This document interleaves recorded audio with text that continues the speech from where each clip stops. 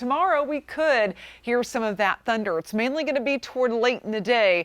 If you have things you want to do, I think in the morning is going to look good for that. You've got just isolated chances for a little bit of light rain. But if we see any thunderstorms, it will be after 2 p.m. and really peaking toward the 6 o'clock hour and then start to slowly wane as we head into the late night hours of Saturday night. I'll show you a couple computer models in a second. Notice we're clear on Fox Radar 3D, but zooming out, you can see that line of storms all through Mississippi into parts of Tennessee. That's what's going to be knocking on our doorstep as we get to the day tomorrow and into the afternoon. Here's Saturday at 1 o'clock. Notice that line of storms through Alabama into Georgia. The worst of the weather expected to be just southwest of our area. And you can kind of see that with this GFS model. It keeps a lot of the stronger storm activity to our south, but we could still get a piece of it.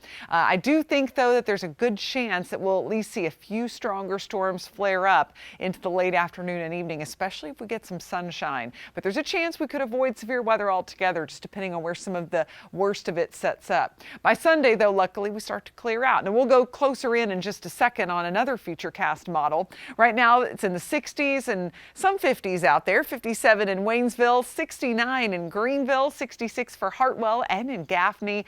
Tonight right around 60. So it's really not going to get all that much cooler. You may be running the AC tonight. In the upper 50s expected for western North Carolina. Mild, and then it's going to warm up, but not as much as it did today in many locations thanks to the cloud cover we're going to have around.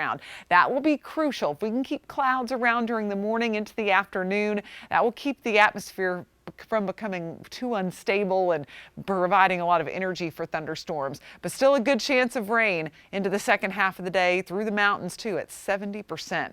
So here's a closer view. This is one of our higher resolution computer models. Notice at 6 a.m. Saturday morning, just a few spotty light showers, clouds. And this is what we want. We want the clouds to hold on through the day because it'll limit how much energy these storms can access.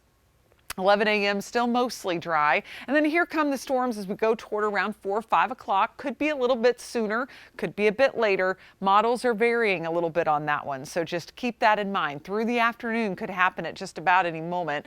And then that line would swing through, energizes a bit as it heads into the eastern part of our area. And notice what happens here after 7 p.m.